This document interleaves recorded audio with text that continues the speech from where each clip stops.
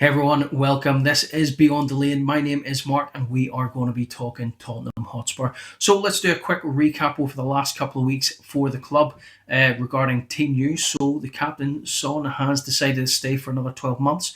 He had been linked with an exit towards the end of last season, but it looks like he is deciding to stay for another 12 months to fight for that Champions League in the hope that we can possibly push on and win.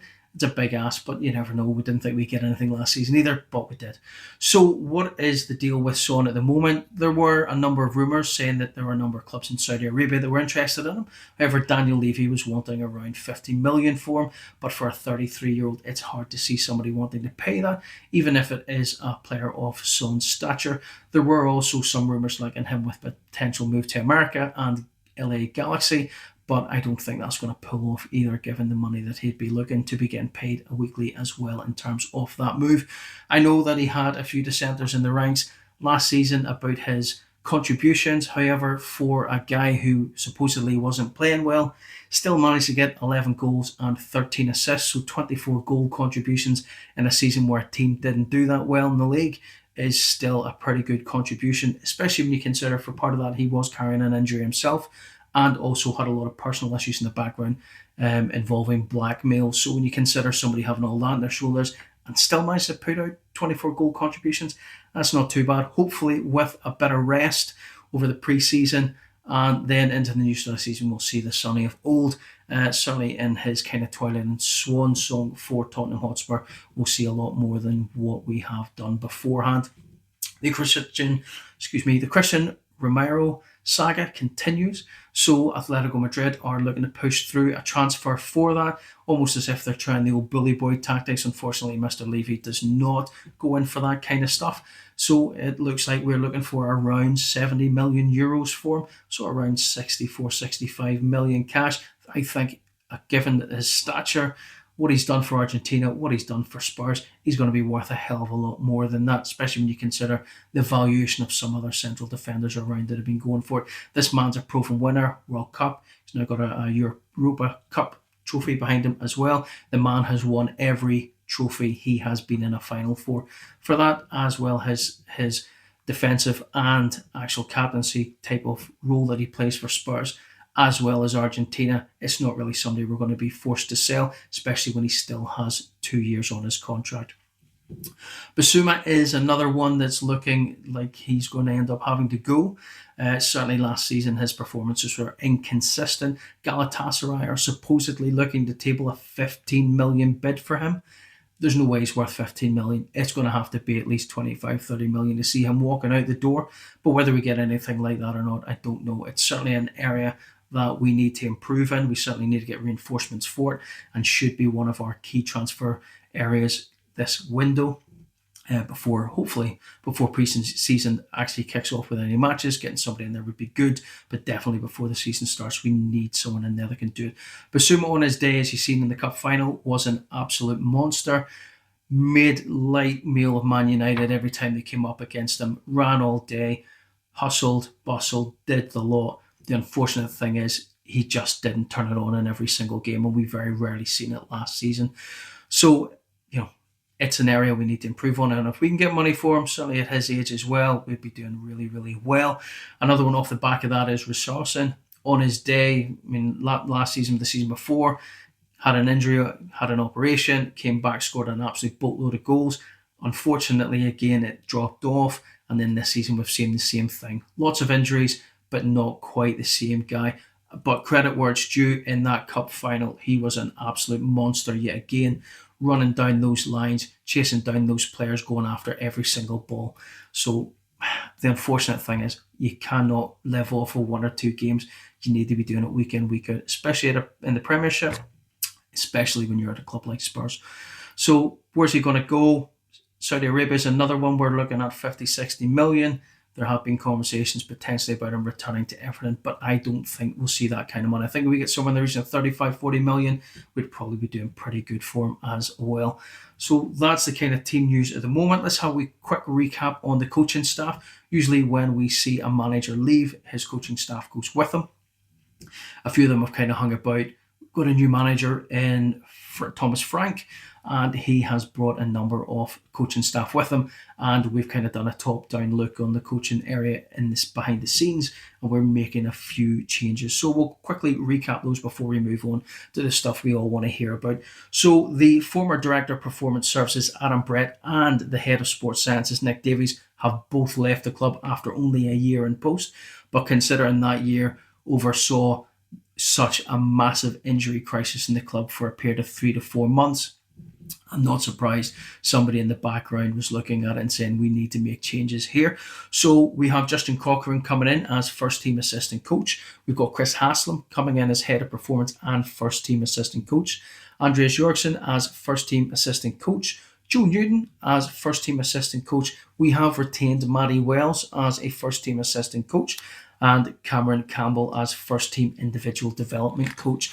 We've also brought in Fabian Otte as our first team goalkeeping coach following Rob Birch's exit from the club as well, and promoted up from the academy setup Stuart Lewis to be the first team academy transition coach, and Dean Brill to assist Otte as the goalkeeping coach.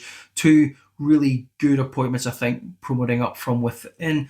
But Stuart Lewis's appointment, I think, is going to be really key when you look at the talent that's in that under 21s and down. He is going to be integral to getting those pipeline of players actually getting into that first team and not just filling out the squad, but getting in there and looking for that next Harry Kane. So a very good and key appointment, and I think a good change all round in terms of the coaching staff for the upcoming season.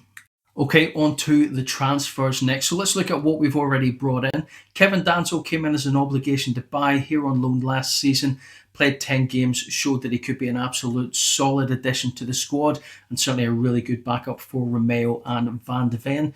He's come on from Lens for 21 million. He's only 26-year-old centre-back, Austrian international, as a 5.5-year deal. So it's a good progress and certainly a nice centre-half signing for the squad.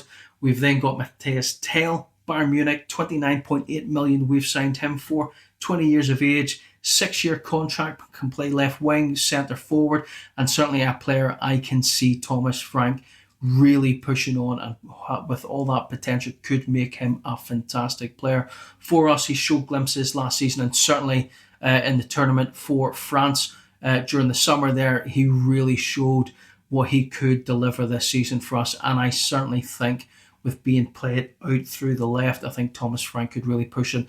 Look what he's done for players after Ivan Toney left. Everyone thought that Brentford was going to struggle. They didn't. They had Vesa, Mbuemo, Semenyo. Those guys came out of the blue and transformed Brentford last season. So, we have a manager there that could really take him to the next level. So, fingers crossed for that one. Koda Takai has come in from Kawasaki from Tally for 5 million. Again, 20-year-old centre-back that can play on the left of it. He can play on the right.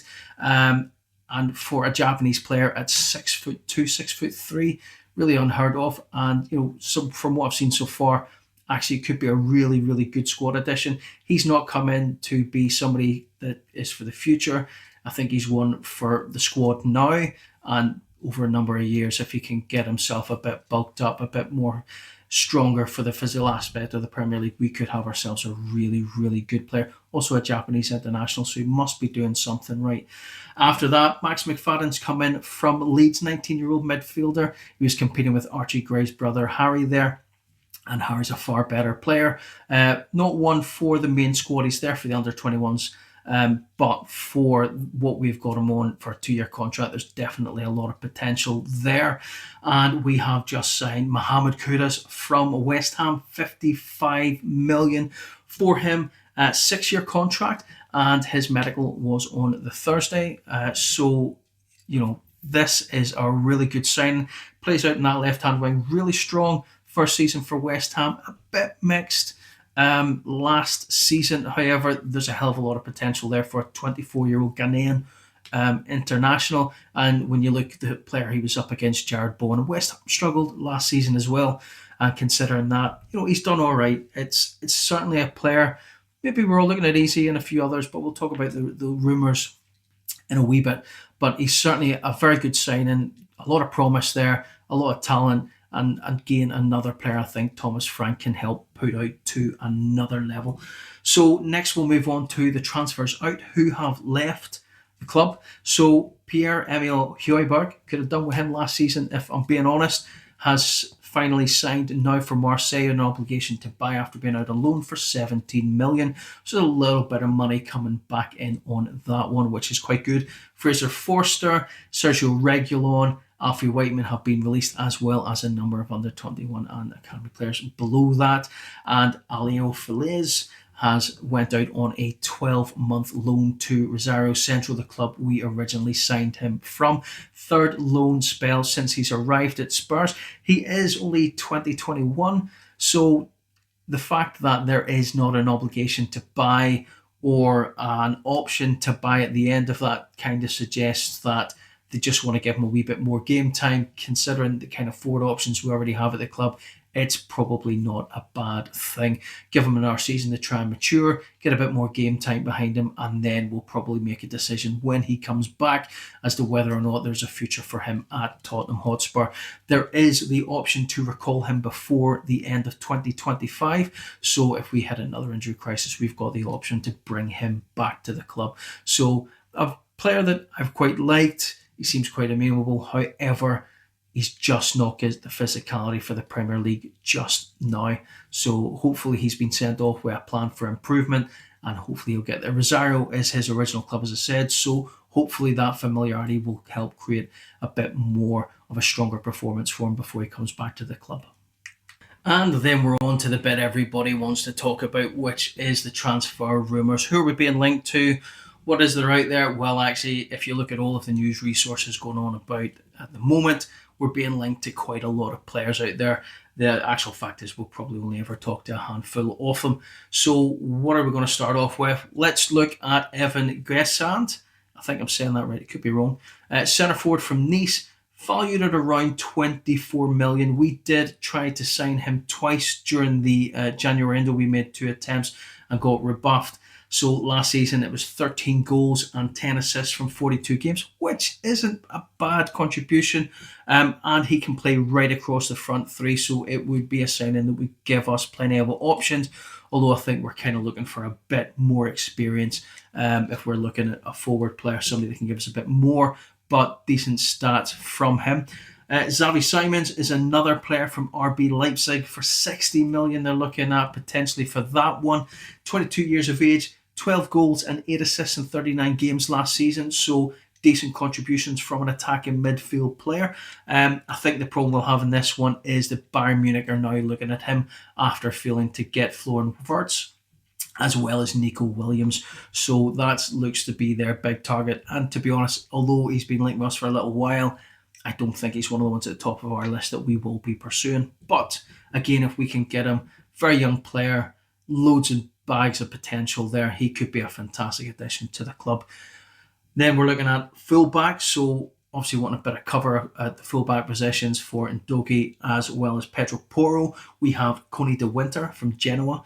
30 million is kind of the valuation for that player. 23 years old, and there's a number of teams that are looking at him. Man United, West Ham, Wolves, and then when you're looking at foreign clubs, we're talking about Dortmund, Bayern, Milan and Napoli. So there's a whole host of big teams there. And certainly when you're talking 30 million for another young player, is it the right move for them? Is it the right move for us? We really need somebody with a bit more experience coming in across the board here, unless you can get a really talented young player for a good value. After that, supposedly another one we're looking at, centre forward Ademola Lookman. Atalanta, 45 to 60 million. Forest are looking at him, Villa are looking at him, and Atletico Madrid are supposedly looking at him. But how serious in terms of we are to buy or spend 45 to 60 million on a centre forward that's looking, they're going to sit on the wings. I think until we deal with Richarlison and whether we sell him, whether or not we get another in through the door to play through the middle, I don't know. But it's certainly one that's made a name for himself towards the tail end of last season as well. So it can't be discounted. Rodrigo Muniz from Fulham. We apparently have already had a £32 million bid rejected for him. 8 goals, 1 assist in 31 games. It's not really the kind of stats that I'd be looking for someone coming in and playing up top for us. In my mind, I'd rather not touch him. However, unless somebody It kind of sounds a bit more like a Daniel Levy signing, 24 years of age. So I think we could do with somebody a bit better than that instead. Certainly the stats aren't particularly great, and the fact he's played in the Premier League too, so you'd be expecting a bit more of a contribution all round for that kind of money as well. Kyle Walker-Peters, free agent at the moment. It's one of those ones that's a bit of a Marmite situation for the club and certainly for the fans. We're needing to up our tally for locally trained players as well as academy trained players. So for Europe, etc. So is he a good option in terms of that? He's a solid player, good fullback, would provide cover. Is it really what the fans are looking for? Probably not. Not 100% sure whether that's something that would be good for us, although with the fact it's a free transfer, who knows with Daniel Levy, it could be one that comes off, but certainly it's an option. Brandon Mbeumo, what do you say about that? We've been in for him apparently all summer. He wants to go to Manchester United. I genuinely can't see it one kicking off for us unless Man United pull the plug on it. They're struggling for a bit of cash, but however, with Newcastle buying Elanga from Forest, they're due around an £8 million windfall, which might just give them enough money to push that deal over the line. Is it something we're going to push for? I think if we had the option and he would come if Man United dropped out of the race, it's potential, but I think we've got other options out there at the moment which are probably more likely to come off. Is a Crystal Palace, 68 million to get him. I think if we'd have went in a bit harder a number of weeks back, we'd probably have him by now. However, Liverpool are being linked with him, Manchester City are being linked with him, and Arsenal are being linked with him, and it looks like Arsenal are his preferred destination. Again, another player we've been linked with for years, and we've just never pulled the trigger on it, and I think he would be an absolute cracking addition to us, especially the fact we're going to be fighting on all fronts. Absolutely proven Premier League football player as well as an England international, so the man has bags and bags of experience. I think we've missed the boat on that one. Wissa from Brentford, another option we've been linked to, centre forward, really good player, liked watching him play last season, around 50 million for him. Sounds like a bit of a good price for him. However, he is 28 years of age, although in 35 games last year, he scored 19 goals with 4 assists. So in terms of centre forward, either as competition for Solanke or backup, an absolute solid option. I think if we can get him for around 40 million, I think that's probably a better, fairer price for him. However, when you're looking at Brentford and the amount of players they've lost or potentially going to lose, they're probably not wanting that many of their big players to be leaving. So I think it's one of those ones we just have to wait and see what comes next. Morgan Gibbs White is one that's popped up over the last couple of days. Good, solid player, 25 years of age, valued around 50 to 60 million, although I believe Forest are wanting around 100 million for him, which they are never going to get. Are we going to get him? I don't know. I really don't think so. Certainly not if we're looking at something north of 50, 60 million. I don't think we'd touch it. I think there are other better options out there that we could possibly go for. Adam Wharton, 21 years of age, Crystal Palace, solid player, young, already gotten a good wee decent amount of Premier League experience, and certainly didn't look out of place in the number of games that I seen him playing in last season. Kind of fits the mould in being a young, talented player, but actually is probably already Premier League ready as well. So a good option. The thing is, will Crystal Palace want to sell? Probably not, unless they get a value way more than what he's worth. He still has 4 years on his Palace contract.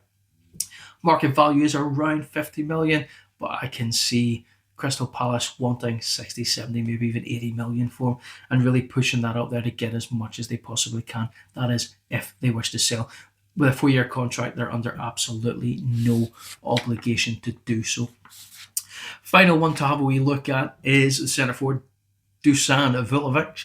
He has been linked to Spurs for probably the last 3, maybe 4 seasons. 25 years of age, Juve. Didn't play particularly well last season. However, he got 10 goals, 4 assists. So potentially the right setup, the right player around him, you could get a bit more out of him. Good thing is as well, according to Italian journalist Gianluca Di Marzio, potentially could become a free agent as Juve are trying to get him off their wage bill, especially as he's costing them 20 million a season on wages.